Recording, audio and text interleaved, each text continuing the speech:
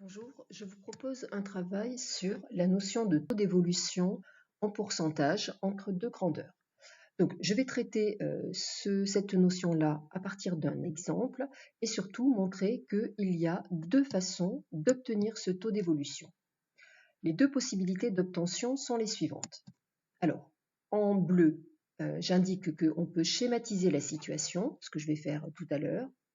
On calcule le coefficient multiplicateur qui correspond à l'évolution. Ce coefficient multiplicateur, on le note souvent Cm en majuscule.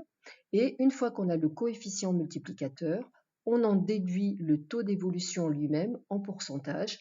Je vais mettre en lien une vidéo dans laquelle j'ai expliqué clairement comment on passe du coefficient multiplicateur au taux d'évolution et vice-versa.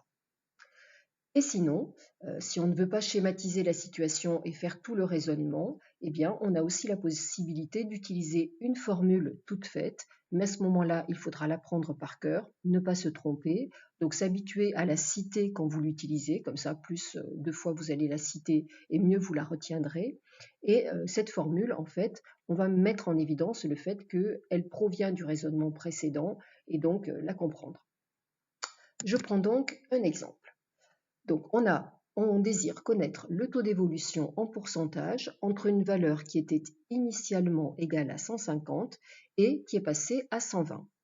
Donc là, clairement, si une quantité, par exemple, valait 150 € et vaut par la suite 120 €, on pressent bien, on sait bien qu'il s'agit d'une diminution et notre objectif, demander le taux d'évolution, c'est être capable de dire de quel pourcentage est cette diminution. Alors, méthode schématique.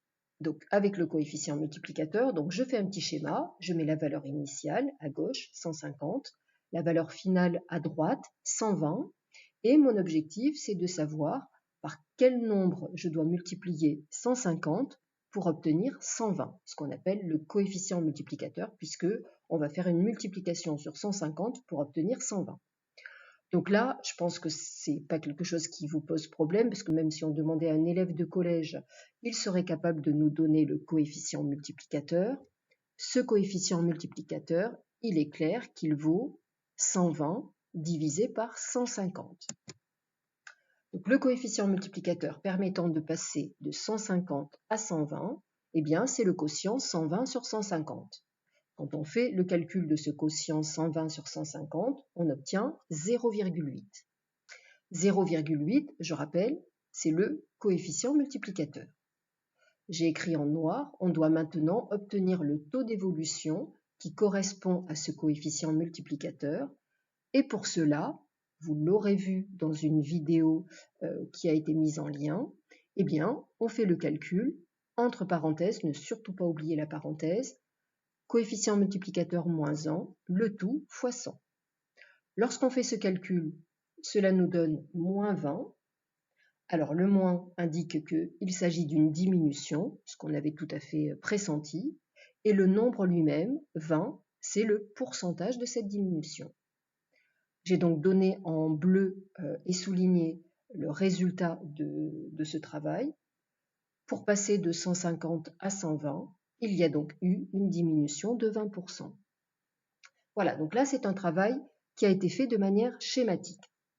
On va maintenant dégager une formule du travail qui a été fait en analysant tout ce travail. Donc analysons le travail précédent pour déduire la formule qui peut être utilisée directement. On avait donc une valeur initiale et une valeur finale.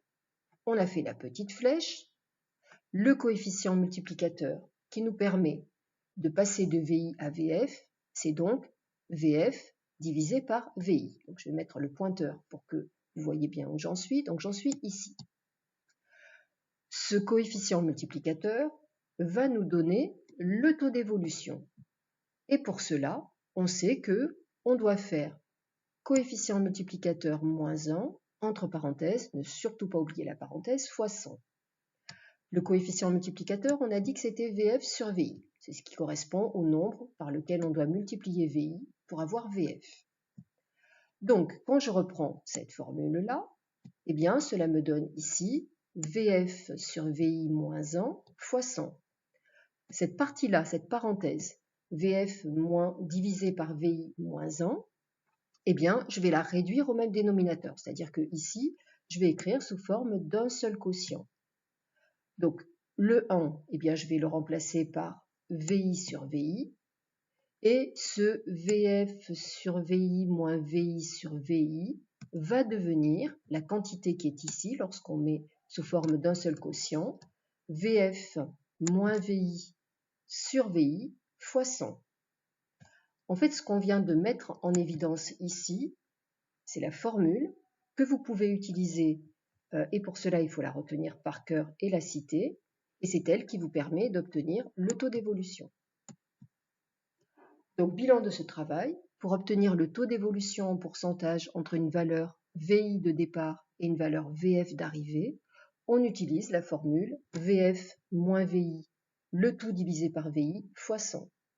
Alors, j'ai mis une autre diapositive avec une écriture différente de cette formule, tout simplement parce que dans certains ouvrages, le VI est remplacé par VD, valeur de départ, ou par V0, et le VF est remplacé par VA, valeur d'arrivée, ou V1.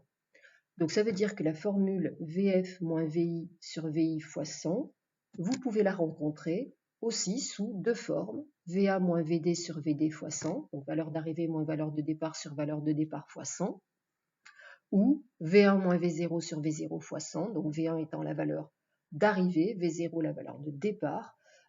Donc toutes ces formules-là sont exactement la même chose. On va montrer que en appliquant cette formule sur notre exemple, on trouve bien notre diminution de 20%.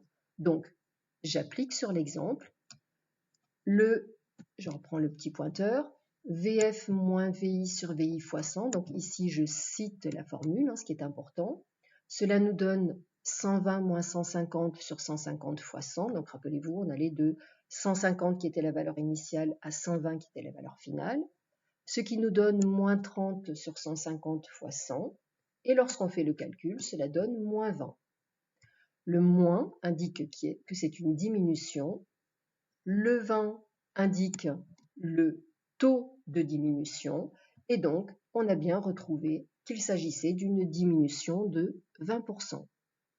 Voilà donc les deux façons de procéder. Soit vous procédez de manière schématique et vous refaites tout le travail, vous cherchez le coefficient multiplicateur et ce coefficient multiplicateur vous permet de déduire le taux d'évolution.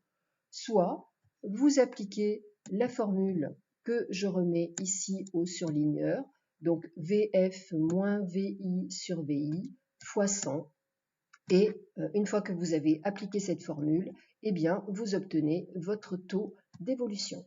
Voilà pour cette vidéo. Donc j'espère que cela aura éclairci cette notion de taux d'évolution en pourcentage et que désormais vous n'aurez plus de soucis là-dessus. Je vous souhaite un bon courage, un bon travail et je vous dis à très bientôt. Au revoir.